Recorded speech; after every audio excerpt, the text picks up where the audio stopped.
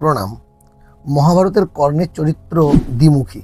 তার চরিত্রের মহৎ গুণ, শৌর্য, বীর্য, রণনিপুণতা ইত্যাদিতে কর্ণের কোনো তুলনা নেই। ধনুর্বিদ্যায় তাঁর মতো পারদর্শী মহাভারতে দ্বিতীয় ছিল না। স্বয়ং ভগবান শ্রীকৃষ্ণ কর্ণের বীরত্ব ও শৌর্যের প্রশংসা করেছেন। মহাভারতের যুদ্ধের সপ্তদশ দিনে অর্জুনকে শ্রীকৃষ্ণ শত্রুদের শক্তি সামর্থ্যের কথা স্মরণ করিয়ে দিয়ে সাবধান করার উদ্দেশ্যে বলেন, তোমার হিতের জন্যই বলি, কর্ণকে তুমি অবহেলা করো না। কর্ণ বলবান, অস্ত্র বিশারদ, যুদ্ধ নিপুণ, মহারথ। বহু যুদ্ধের অভিজ্ঞতা তার আছে। দেশ কাল নিরূপণে কর্ণ অভিজ্ঞ। আমার মতে মহারথ কর্ণ তোমার তুল্য অথবা তোমার থেকেও অধিক শ্রেষ্ঠ। এগুলো ভগবান শ্রীকৃষ্ণের বাণী। স্বয়ং ভগবান যার প্রশংসার পঞ্চমুখ, এই প্রখ্যাত বীর দুষ্ট রাজার স্বার্থে নিজের বীরত্বকে নিয়োগ করে পাণ্ডবদের জীবনে আনলেন দীর্ঘস্থায়ী দুর্ভাগ্য, দারিদ্র ও অপমান। শুধুমাত্র অর্জুনের সঙ্গে প্রতিদ্বন্দ্বিতা করার সুযোগ পাওয়া এবং তার মাধ্যমে বিখ্যাত বীরের সম্মান পাওয়ার আশায় চিরদিন কর্ণ একজন কুলাঙ্গার, স্বার্থপরায়ণ এবং নীচ রাজকুমার দুর্যোধনের সকল প্রকার জঘন্য কাজে নিজের প্রতিভাকে উৎসর্গ করেছিলেন। একদিকে আমরা দেখতে পাই যে শান্তি পর্বে ধর্মরাজ যুধিষ্ঠির কর্ণের ভূয়সী প্রশংসা করছেন। অন্যদিকে আমরা দেখতে পাই যে ভগবান বেদব্যাসের বাণী, দুর্যোধন অহংকারী মহাবৃক্ষ এবং কর্ণ সেই ক্রোধময় বৃক্ষের স্কন্দ, নীচের সংসর্গে গিয়ে তার অধঃপতন হলো। মহাভারতের কর্ণ এমন একটি চরিত্র যে মানুষকে ভালো এবং মন্দের বিচারে দ্বিধাগ্রস্ত করে তোলে। কর্ণের সঙ্গে অনেক খারাপ হয়েছে, কর্ণের সঙ্গে অনেক অন্যায় হয়েছে। তাকে তার মা স্বীকার করেননি, তিনি সুত জাতির ঘরে বড় হয়ে উঠেছেন, তার অস্ত্র শিক্ষায় অনেক বাধা এসছে, তার সম্মানে বাধা এসছে। তিনি যে বীর, যে সম্মান তিনি সারা জীবন চেয়ে আসছেন, সেটা ঠিক সময়ে ঠিক জায়গায় তিনি পাননি। এই অন্যায়গুলো সমাজ তার সাথে করেছে, এই কথা ঠিক। আবার অন্যদিকে আমরা দেখি যে নিজের বীরত্বের অহংকার ইত্যাদিতে মগ্ন হয়ে কর্ণ ধর্ম অধর্মের জ্ঞান শূন্য হয়ে অধর্মের সঙ্গ দিয়েছেন। স্বয়ং ভগবান যার স্তুতি করেন, স্বয়ং ভগবান যার প্রশংসা করেন, সেই কর্ণ যখন অধর্মের সঙ্গ নেয় তখন তাকে বোকামি ছাড়া আর কি বলা যেতে পারে। কর্ণ চরিত্র অত্যন্ত করুণ। করুণ এই জন্য নয় যে তার সাথে অনেকগুলো অন্যায় হয়েছে, করুণ এই জন্য সে ধর্মপথের থেকেও অনেক কিছু সংশোধন করতে পারত, যেটা সে না করে অধর্মের পথ বেছে নিয়ে নিজের বীরত্বকে কালিমালিপ্ত করেছে। ভগবান শ্রীকৃষ্ণের কথায় কর্ণ বীরত্বের দিক থেকে অর্জুনের অপেক্ষাও শ্রেষ্ঠ। এই জন্য আজও যখন কর্ণ এবং অর্জুনের কথা ওঠে তখন কর্ণের দিকেই বেশি পক্ষপাতিত্ব যায়, কারণ ভগবান শ্রীকৃষ্ণের মধ্যে তিনি শ্রেষ্ঠ বীর। কিন্তু বীরত্ব আর মহত্ব এক জিনিস নয়। প্রচণ্ড দুর্দণ্ডশালী, প্রচণ্ড প্রতাপশালী, অস্ত্রবিদ্যায় সবচেয়ে পারদর্শী একজন যোদ্ধা, তার যে পরিণতি সেটা খুবই করুণ। তিনি হেরে গেলেন, মৃত্যুবরণ করতে বাধ্য হলেন তার অহংকার, তার দম্ভ, তার নীচতার জন্য। এখন প্রশ্ন হচ্ছে যে তাহলে কর্ণকে আমরা ধার্মিক বলবো নাকি অধার্মিক? তার মাকে দেওয়া কথা রেখেছেন, বন্ধু দুর্যোধনকে যে কথা তিনি দিয়েছেন শেষ নিঃশ্বাস পর্যন্ত সেই বচন পালন করে গেছেন। কিন্তু অন্যদিকে তিনি সমগ্র পৃথিবীর ক্ষতি করেছেন, তার বলকে একটা দুষ্ট রাজার স্বার্থ চরিতার্থ করার জন্য কাজে লাগিয়েছেন। কর্ণকে নায়ক বলবো নাকি খলনায়ক? আসুন আমরা এই ভিডিওতে সেটি জানার চেষ্টা করি। ভিডিওটি শুরু করার আগে আপনাদের কাছে একটি ছোট্ট অনুরোধ, আমাদের এই শাস্ত্রীয় সিরিজের ভিডিওগুলি যদি আপনাদের ভালো লেগে থাকে তাহলে আপনারা অবশ্যই চ্যানেলটিকে সাবস্ক্রাইব করুন। যদি যোগ্য মনে হয় তাহলে ভিডিওগুলি শেয়ার করার মাধ্যমে অন্যদের দেখার সুযোগ করে দিন। আসুন আমরা ফিরে আসি কর্ণের চরিত্র বিশ্লেষণে। কুন্তী ও সূর্যদেবের প্রথম সন্তান বসুসেন। পুত্রটি মায়ের কুমারী অবস্থায় জন্ম নেন। সমাজের ভয়ে, লোক লজ্জার জন্য কুন্তী তার ধাত্রীর সঙ্গে শিশুটিকে গভীর রাতে একটি পেটিকার মধ্যে রেখে অশ্ব নদীতে ভাসিয়ে দেন। সূর্যকান্ত এই নব শিশুটিকে পরিত্যাগ করতে মায়ের আকুল ক্রন্দন, তার মর্মছেড়া সুন্দর আলেখ্য পাওয়া যায় মহাভারতে। ব্যাসদেব সেই পেটিকার অনেক বর্ণনা দিয়েছেন। এটি এমনভাবেই তৈরি করা হয়েছিল যাতে পুত্রের কোনো ক্ষতি না হয়। তো সেই পেটিকাটি জলে ভাসতে ভাসতে চম্পাপুরীর এক মহিলার কাছে এসে উপস্থিত হলো। সেই মহিলা অধিরথের স্ত্রী রাধা। এরা শিশুটিকে পালন করেন অতি যত্নে। শিশুটির নাম দেন কর্ণ। অধিরথ ছিলেন সুত জাতীয়, তিনি ধৃতরাষ্ট্রের সখা। শিশুর শরীরে ছিল স্বর্ণ নির্মিত একটি কবচ, স্বর্ণকে বলা হতো বসু, যার জন্য দ্বিজগণ এর নাম দিলেন বসুসেন। বসুসেন আচার্য দ্রোণ এবং কৃপের ছাত্র ছিলেন প্রাথমিকভাবে। অর্জুনের সঙ্গে যুদ্ধ করে তাকে পরাজয় করার বাসনা ছোটবেলা থেকেই বসুসেন অর্থাৎ কর্ণের মনে ছিল এবং এর জন্যই তিনি দ্রোণাচার্যের কাছে ব্রহ্মাস্ত্রের শিক্ষা চেয়েছিলেন। পাণ্ডবদের বিভিন্ন গুণ, কৃষ্ণের সঙ্গে অর্জুনের বন্ধুত্ব এবং ধর্মরাজ যুধিষ্ঠিরের প্রতি জনগণের আনুগত্য দেখে কর্ণ ঈর্ষান্বিত হতেন। দ্রোণ জানতেন অর্জুনের প্রতি কর্ণের বিদ্বেষ। দ্রোণ কর্ণের স্বভাবের নিন্দা করেন এবং বলেন, শুধুমাত্র ব্রাহ্মণ এবং তপস্বী ক্ষত্রিয়ই এই ব্রহ্মাস্ত্রের বিদ্যা রপ্ত করতে পারে, অন্য জাতি কোনো মতেই পারে না। অর্জুনের প্রতি পক্ষপাত এবং কর্ণের দ্বারা রাষ্ট্রের ক্ষতি হতে পারে এই ভেবে দ্রোণাচার্য কর্ণকে পরিত্যাগ করলেন। মহাভারতের প্রত্যেকটা ঘটনা অনুযায়ী কর্ণ কি কি করেছে, কি কি ঠিক করেছে, কি কি ভুল করেছে, সেই সব লিস্ট ইউটিউবে অনেক ভিডিওতেই অনেকেই দিয়েছেন। আমরা বোঝার চেষ্টা করব যে কর্ণের এত ভালো কর্ম, শৌর্য, বীর্য, দান, রণনিপুণতা থাকা সত্ত্বেও তার অধঃপতন হলো কিভাবে। এর মূল কারণটি বোঝার জন্য আমরা একটি বিষয়ের উপর এটিকে পরিমাপ করব, সেটা হচ্ছে বন্ধুত্ব। দুর্যোধন আর কর্ণ এরা দুজন বন্ধু, শ্রীকৃষ্ণ আর অর্জুন এরা দুজনও বন্ধু। শ্রীকৃষ্ণের মতো বন্ধু আপনারা চান নাকি কর্ণের মতো বন্ধু? এটা সত্য যে কর্ণ দুর্যোধনকে প্রতি পদে সাহায্য করেছে। দুর্যোধন ভুল হলেও কর্ণ তার সঙ্গে দাঁড়িয়েছে। কিন্তু প্রকৃত বন্ধু কি এটাই করে? প্রকৃত বন্ধু কি বন্ধুর ভুল শুধরে দেয় না? প্রকৃত বন্ধু কি বন্ধুকে ধর্মের পথ থেকে বিচলিত হয়ে গেলে, অধর্মের পথে চলে গেলে ধর্মের পথে নিয়ে আসে না? এটা কি প্রকৃত বন্ধুর কর্তব্য নয়? তাছাড়া বন্ধুত্ব একটা অর্জিত সম্পর্ক, এটা অর্জন করতে হয়। কর্ণ আর দুর্যোধনের যে বন্ধুত্ব, সেটা তো কোনো অর্জিত সম্পর্ক নয়, এটা একটা ডিল, এটা একটা সমঝোতা। কিভাবে? দুর্যোধনের দরকার ছিল কর্ণকে, কারণ কর্ণের কাছে ছিল কবচ আর কুণ্ডল, যেটা দ্বারা প্রমাণ হয় যে সে অপ্রতিরোধ্য, তাকে কেউ বধ করতে পারবে না। এরকম একটা যোদ্ধা দুর্যোধন সবসময় চাইছিল নিজের দলে, যার দ্বারা দিয়ে সে পাণ্ডবদেরকে পরাজিত করতে পারে। আর কর্ণের দরকার ছিল তার সম্মান পাওয়ার জন্য এমন একজনকে যে তাকে সেই সম্মানটা দেবে। তাহলে এই যে বন্ধুত্ব, এটা তো সমঝোতা। অপরপক্ষে শ্রীকৃষ্ণ আর অর্জুন, সেখানেও একটা বন্ধুত্ব রয়েছে। শ্রীকৃষ্ণ সর্বক্ষণ অর্জুনকে ধর্মপথে চলার শিক্ষা দিয়েছেন। কি কি করলে পৃথিবীর মঙ্গল হবে, এবং পৃথিবীর মঙ্গলের জন্য যদি অসত্যও বলতে হয়, অধর্ম করতে হয়, ছলও করতে হয়, তাও যে করা উচিত, সেটাও ভগবান শ্রীকৃষ্ণ অর্জুনকে শিখিয়েছেন। শুধুমাত্র এমন কাজ যাতে পৃথিবীর মঙ্গল হয়, নিজের নয়, দশের মঙ্গল হয়। কর্ণ চাইলে অবশ্যই দশের মঙ্গল করতে পারতেন। যদি বন্ধুত্বের দোয়াই দিয়েই আমরা মনে করি যে কর্ণ শ্রেষ্ঠ বন্ধু, বিপদে বন্ধুকে ছেড়ে যায়নি, মহাভারত অনুযায়ী দুর্যোধনের যে বিপদ, তার মূলেও কর্ণই রয়েছে, এবং কর্ণর বিপদের মূলে দুর্যোধন রয়েছে। ভগবান শ্রীকৃষ্ণ মহাভারতের যুদ্ধ আটকানোর জন্য যখন শেষবারের মতো শান্তি প্রস্তাব নিয়ে হস্তিনাপুরে গেলেন, তখন তিনি ধৃতরাষ্ট্রকে বললেন যে আমি একটি ভিক্ষা চাই। আসন্ন যুদ্ধের ফলে পৃথিবীর এবং মানুষের যেন ধ্বংস না হয়, সেই মহাভয় থেকে আপনি জগৎকে রক্ষা করুন। সম্পূর্ণ হস্তিনাপুর ফিরিয়ে দিতে হবে না, মাত্র 5টি গ্রাম যদি পাণ্ডবদের দিয়ে দেওয়া হয়, তাহলেও এই যুদ্ধ আটকানো যেতে পারে। কর্ণের গুরু পরশুরামও শান্তির কথা বলেছেন। কৃষ্ণের পাশে এক আসনে বসেছিলেন দুর্যোধন ও কর্ণ। দুর্যোধন শ্রীকৃষ্ণের এই প্রস্তাব উপহাস করে উড়িয়ে দিলেন, কর্ণ তার সায় দিলেন, তাকে সঙ্গ দিলেন। এটাই কি একজন ভালো বন্ধুর পরিচয়? যখন ধর্মপথে আসার শেষ চেষ্টা এবং ভগবান করছেন, সেইখানে বন্ধু অধর্ম পথে চলে গেছে, সেখান থেকে তাকে ধর্মপথে টেনে না এনে নিজেও অধর্মের দিকে এগিয়ে যাওয়া, এটা সত্যিই করুণ বিষয়। ক্ষত্রিয় কুল এবং সমগ্র ভারতবর্ষকে যুদ্ধের হাত থেকে বাঁচানোর আরো একটি শেষ চেষ্টা ভগবান শ্রীকৃষ্ণ করলেন। তিনি কর্ণের সঙ্গে নির্জনে আলাপ করলেন, কর্ণকে তার জন্ম রহস্যের কথা বললেন। শান্তির জন্য, বৃহত্তর স্বার্থের জন্য ভগবান শ্রীকৃষ্ণ কর্ণকে পাণ্ডবদের পক্ষে আনতে চাইলেন, দানব পক্ষ থেকে দেব পক্ষে আনতে চাইলেন। ভগবান শ্রীকৃষ্ণ চাইলেন যে কর্ণ যেন পিতৃযান থেকে দেবযানে চলে আসে।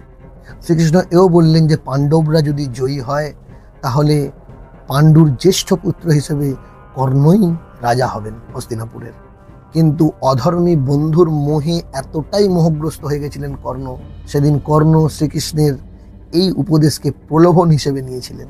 তিনি শ্রীকৃষ্ণকে বলেছিলেন যে তার আনুগত্য তার পালক পিতামাতা এবং দুর্যোধনের প্রতি সবচেয়ে বেশি। তিনি কোনো দিন এদের মনে ব্যথা দেবেন না, রাজ্য ভোগ করার জন্য তিনি কোনোদিন তাদেরকে পরিত্যাগ করবেন না। আর তিনি যদি পাণ্ডবদের রাজ্য পানও, তাও তিনি তা দুর্যোধনকে দান করে দেবেন। তিনি আরো বলেন যে দুর্যোধন তো আমার ভরসাতেই যুদ্ধ আরম্ভ করেছে, তাহলে এই মুহূর্তে আমি তাকে ছেড়ে পাণ্ডবদের দলে কি করে যাব? আপাত দৃষ্টিতে দেখলে আমরা বুঝবো যে এটা কর্ণের বন্ধুপ্রীতি। কর্ণ বন্ধুর সঙ্গে বিশ্বাসঘাতকতা করতে চাননি, কিন্তু যদি আমরা এর অন্তর্নিহিত অর্থটা খুঁজতে যাই, তাহলে এখানে কর্ণের কিন্তু দুর্যোধনকে ন্যায়ের পথে আনার জন্য দুর্যোধনের সঙ্গ ত্যাগ করাই উচিত ছিল। দুর্যোধন যত অন্যায় করেছেন সবকটা কর্ণের জেরেই করেছেন। দুর্যোধনের দৃঢ় বিশ্বাস ছিল যে সমস্ত রকম বিপদ থেকে কর্ণ তাকে রক্ষা করবেন, এবং এই বিশ্বাসেই তিনি একের পর এক অন্যায় করে গেছেন। কর্ণ জ্যোতিষবিদ্যায় পারদর্শী ছিলেন। গ্রহ নক্ষত্রের ফের তিনি দেখতে পারতেন। তিনি জানতেন যে কৌরবদের পরাজয় হবে। তিনি বলেছিলেন যে দুর্যোধন, দুঃশাসন, শকুনি এবং আমি যুদ্ধের জন্যই জন্ম নিয়েছি। কৃতবর্ম, দ্রৌণী অর্থাৎ অশ্বত্থামা এবং কৃপ এই যুদ্ধে মরবেন না। কর্ণের এই কথাগুলি অত্যন্ত করুণ। তিনি জানতেন কৌরবদের ধ্বংস হবেই পাণ্ডবদের হাতে, তথাপি তিনি কৌরবদের ত্যাগ করে নিজে সুখী হতে চাননি। ভগবান শ্রীকৃষ্ণ যখন তাকে জন্মবৃত্তান্ত শুনিয়ে পাণ্ডব পক্ষে আনতে চাইছেন, তখন তিনি এই কথাগুলো বলছেন। উদ্যোগ পর্বে আমরা দেখতে পাই যে তিনি বলছেন, কৃষ্ণ, দ্যুত সভায় দুর্যোধনের প্রীতি লাভের জন্য পাণ্ডবগণকে যে কটুবাক্য বলেছিলাম, সেই গুরুতর অকার্যের জন্য আমি অনুতপ্ত হয়েছি। কর্ণের অন্তর্দ্বন্দ্ব, তার বিবেকের দংশন ও পরাজয়ের নিশ্চিত পরিণাম তার মনকে যুদ্ধের আগেই ভেঙে দিয়েছিল, তথাপি তিনি অধর্মের সঙ্গ ত্যাগ করেননি। শ্রীকৃষ্ণ যখন কর্ণকে পাণ্ডবদের দলে টানতে ব্যর্থ হলেন, তখন বিদুরের পরামর্শে কুন্তী স্বয়ং গেলেন তার জ্যেষ্ঠ পুত্র কর্ণের কাছে। তিনিও কর্ণের জন্মের আসল সত্যিটা জানিয়ে কর্ণকে পাণ্ডব পক্ষে আনার চেষ্টা করলেন। সেই মুহূর্তে কর্ণ তার প্রিয় আরাধ্য দেবতা ভগবান সূর্য, যাকে তিনি সারা জীবন পূজা করে এসেছেন, তার দিকে তাকিয়ে হৃদয়ের ব্যথা প্রকাশ করলেন। তখন তার আরাধ্য দেবতা সূর্যদেবের আকাশবাণী শুনতে পেলেন। সূর্যদেব কর্ণকে জানালেন যে কর্ণ যদি তার মাতৃবাক্যর ওপর সম্পূর্ণ আস্থা রেখে মাতৃ আজ্ঞা পালন করে, তাহলে তাতে তার মঙ্গল হবে। জনক জননীর উপদেশ কর্ণ শুনলেন না। ভগবান সূর্য শুধু তার জনকই ছিলেন না, শুধু তার পিতাই ছিলেন না, তিনি তার ইষ্ট ছিলেন, তার আরাধ্য দেবতা ছিলেন, যাকে কর্ণ প্রতিদিন পূজা করতেন। সেই আরাধ্য দেবতাকে অগ্রাহ্য করে কর্ণ ভক্ত এবং ইষ্ট দেবতার মধুর সম্পর্কেও আঘাত দিলেন। কর্ণ দৃঢ় কণ্ঠে কুন্তীকে বললেন যে আপনার আদেশ পালন করা আমার কর্তব্য হলেও আমি সেই আদেশ পালন করতে অসমর্থ। আজকে কৃষ্ণ এবং অর্জুন এক হয়েছেন, ক্ষত্রিয় মাত্রেই এই বিষয়ে ভীত হয়ে রয়েছে। এই সময় যদি আমি দুর্যোধনকে ত্যাগ করে পাণ্ডব পক্ষে চলে যাই, তাহলে লোকে আমায় কি বলবে? আমি ভয় পেয়ে চলে গেছি। কৌরবেরা সারা জীবন আমাকে সুখ ও সম্মান প্রদান করেছে, আমি তাদেরকে বঞ্চিত করি কিভাবে? সেটা তো বিশ্বাসঘাতকতা করা হবে। আমি নিশ্চয়ই আপনার পুত্রদের সাথে যুদ্ধ করব। সুতরাং আপনার বাক্যের পালন করা আমার সাধ্যের বাইরে। তবে আপনার এই উদ্যম ব্যর্থ হবে না। আপনি চিরদিন পঞ্চ পাণ্ডবের মাতা হিসেবেই প্রতিষ্ঠিত থাকবেন। আমি অর্জুন ভিন্ন অন্য কাউকে সুযোগ পেলেও বধ করব না, তবে অর্জুনের সঙ্গে প্রাণপণে যুদ্ধ করব। আমি তাকে বধ করব অথবা সে আমাকে বধ করবে। নতে জাতু নশিষ্যন্তি পুত্রাহা পঞ্চ যশস্বিনী নিরর্জুনাহা সকর্ণা বা সার্জুনা বা হতেময়ী। এই আমাদের কর্ণ। জীবনে দুঃখ পেয়েছেন শুধুমাত্র নিজের অহংকার এবং গুরুজনদেরকে করা দুর্ব্যবহারের জন্য। উদ্যোগ পর্বের এক জায়গায় আমরা দেখি যে কর্ণ বলছেন যে যারা পরের সঙ্গে শত্রুতা ঘটিয়ে আমার দ্বারা যুদ্ধে জয়লাভ করতে চায়, তাদের আমি ত্যাগ করি কি করে? এখানে যুদ্ধের জন্য যে কৌরবরাই দায়ী, কর্ণ তা স্বীকার করছেন। কর্ণের মাতৃভক্তি এবং প্রতিশ্রুতির জন্য আমরা চিরজীবন কর্ণকে প্রণাম জানাই। কর্ণ জীবনে কোনোদিন দুঃখ ভোগ করেননি। তিনি তো সুতপুত্র হিসেবেই সুখে ছিলেন। তিনি সারা জীবন নিজেকে রাধেয় হিসেবেই পরিচয় দিয়েছেন। প্রথম যৌবনেই দুর্যোধনকে বন্ধুরূপে পেয়েছিলেন। তার ফলে তিনি হস্তিনাপুরে ধন, যশ, আধিপত্য, সম্মান ইত্যাদিও পেয়েছেন। আবার অন্যদিকে দুর্যোধনের দক্ষিণ হস্ত হওয়া স্বরূপ বিদুর, কৃপাচার্য, ভীষ্ম, দ্রোণাচার্য এদেরকে কর্ণ অপমানও করেছেন অনেক। দ্যুত সভায় কর্ণের ভূমিকাই তাঁর প্রভাবের সত্যতা প্রকাশ করে। বীরত্বের সঙ্গে কর্ণের ছিল অতিরিক্ত দম্ভ, অহংকার এবং অতিরিক্ত কর্কশ রসনা। তার তীক্ষ্ণ কঠোর মুখের বাণী, তার দম্ভ এবং অহংকারের জন্য তিনি কোনো দিন কারোর কাছে সম্মান পাননি। অথচ সেই কুটিল পরিবেশে সুতপুত্র সঞ্জয়, দাসীপুত্র বিদুর কিন্তু সম্মানিত হয়েছেন, নিজেদের চরিত্র বলে সকলের শ্রদ্ধা অর্জন করেছেন। অন্যদিকে দুর্যোধনেরা ক্ষত্রিয় হওয়ার সুবাদে ক্ষত্রিয়ের সংস্কার পেয়েও নিজেকে পাপ কর্মে লিপ্ত রেখে নিজের সম্মান নষ্ট করেছেন। মহৎ জীবনের অধিকারী হতে গেলে ঈশ্বরের কৃপা এবং সাধনার প্রয়োজন। লোভ এবং অহংকারের দ্বারা মহৎ হওয়া যায় না। মনে পড়ে কর্ণ পর্বে ব্রহ্মার সেই বাণী, কারণাশ্চা দানবং পাকশং আতাহা কারিয়াহা পরাজয়াহা। কর্ণ দানপক্ষের বীর, তার পরাজয় হবেই। ব্যাসদেব ধর্মরাজ যুধিষ্ঠিরকে উপপ্লবে বলেছিলেন যুদ্ধের আগেই, ইয়াতো ধর্মস্তাতঃ কৃষ্ণ ইয়াতাহা কৃষ্ণস্তাতো জয়া। যেখানে ধর্ম সেখানেই কৃষ্ণ থাকেন এবং যেখানে কৃষ্ণ সেখানেই জয় নিশ্চিত। ঘটোৎকচের মৃত্যুর পর ভগবান শ্রীকৃষ্ণ অর্জুনকে বলেছিলেন, তপস্যা, সত্য, ইন্দ্রিয় দমন, পবিত্রতা, ধর্ম, অকার্যকরণের লজ্জা, শ্রী, ধৈর্য, সহিষ্ণুতা, এগুলি যেখানে থাকে আমি সেখানে আনন্দের সঙ্গে বসবাস করি। দ্রোণ পর্বে আমরা দেখতে পাই ভগবান শ্রীকৃষ্ণ বলছেন, ধর্ম সংস্থাপনের জন্য আমি জরাসন্ধ, শিশুপাল এবং ব্যাদ জাতীয় একলব্যকে এক এক করে কৌশল করে বধ করেছি এবং করিয়েছি। এক মহাবীর কর্ণের আশ্রয় নিয়ে দুর্যোধন যা যা করেছে, এদের আশ্রয় করে তো দুর্যোধন গোটা পৃথিবীকে সন্ত্রস্ত করতে পারত। কর্ণকে বধ করার উপায়ও যথাসময় আমি তোমাকে বলে দেব। কৃষ্ণের কথা যে সত্য তার প্রমাণ আছে। প্রতি মানুষের কর্ম এবং তার ভাগ্যের ফল তার মৃত্যুর পরে দুই দিকে ভাগ হয়ে যায়। একটি যায় পিতৃযানে, অপরটি যায় দেবযানে।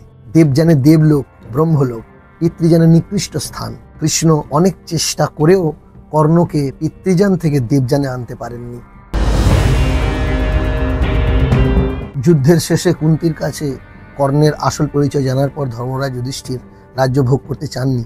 তিনি রাজ্য ত্যাগ করে বনবাসে যাওয়ার জন্য বারবার ভাইদেরকে বলেছিলেন। তিনি দেবর্ষি নারদের কাছে কর্ণের মৃত্যুর কারণ জানতে চাইলে দেবর্ষি নারদ কর্ণের মৃত্যুর কয়েকটি কারণ জানান।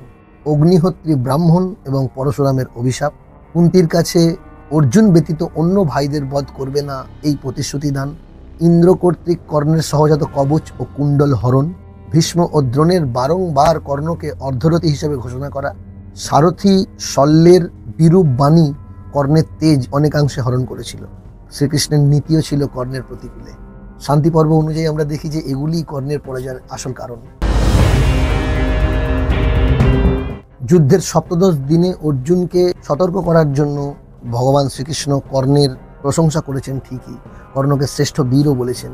তারপরে তিনি এও বলেছিলেন যে দুর্যোধনের সর্বপ্রকার পাপের মূলে কর্ণই রয়েছে, সুতরাং কর্ণই প্রধান শত্রু।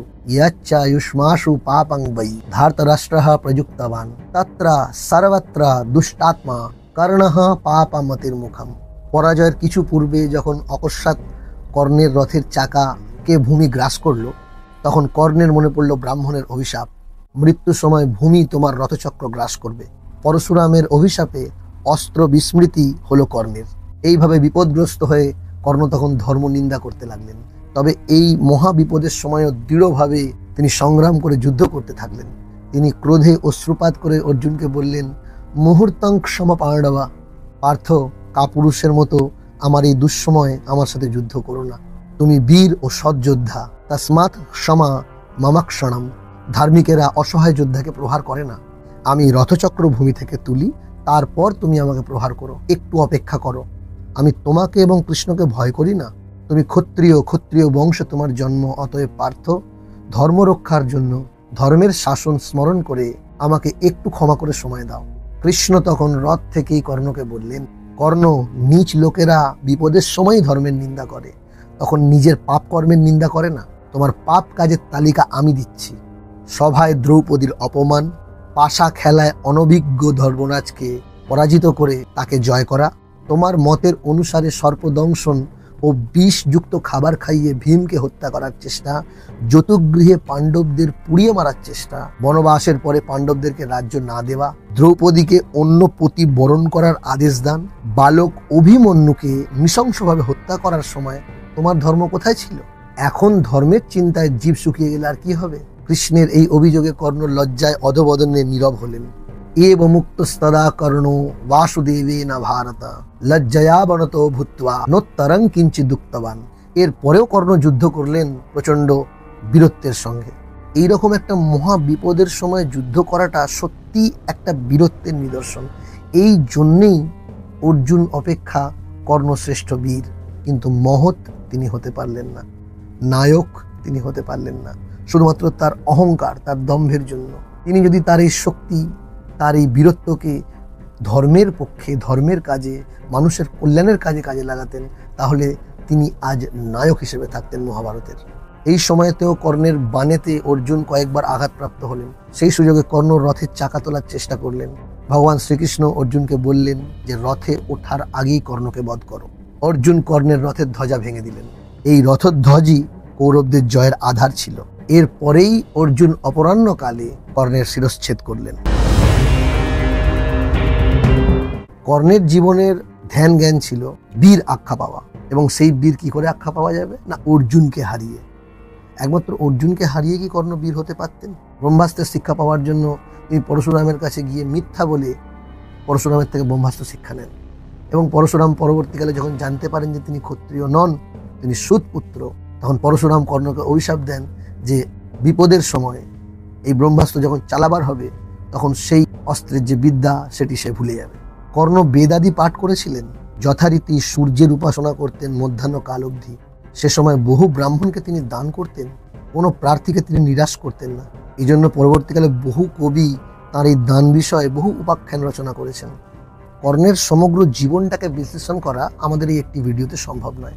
আমরা ছোট ছোট ভিডিওতে অনেকগুলি কর্ণের জীবনের ছোট ছোট ঘটনা জানার চেষ্টা করব। আজকের এই ভিডিওর মূল লক্ষ্যই ছিল যে কর্ণের যে চরিত্র সেটিকে কি আমরা ধার্মিক চরিত্র বলতে পারি নাকি অধার্মিক বলবো? কর্ণকে নায়ক বলবো না খলনায়ক বলবো? কর্ণকে দেব বলবো না দানব বলবো? আশা করি আমাদের এই আলোচনার মাধ্যমে কিছুটা হলেও সেটা পরিষ্কার হলো। এই বিষয়ে আপনাদের কি মতামত সেটা আপনারা কমেন্ট বক্সে জানান। মহাভারতের প্রত্যেকটি রথী এবং মহারথীদের জীবনের ছোট ছোট ঘটনাগুলি আমরা জানবো বিভিন্ন ভিডিওতে বিভিন্ন সময়। জানা অজানা এরকমই শাস্ত্রীয় আরও অনেক জ্ঞান লাভ করার জন্য আমাদের চ্যানেলটি সাবস্ক্রাইব করে রাখুন। খুব ভালো থাকবেন। প্রণাম।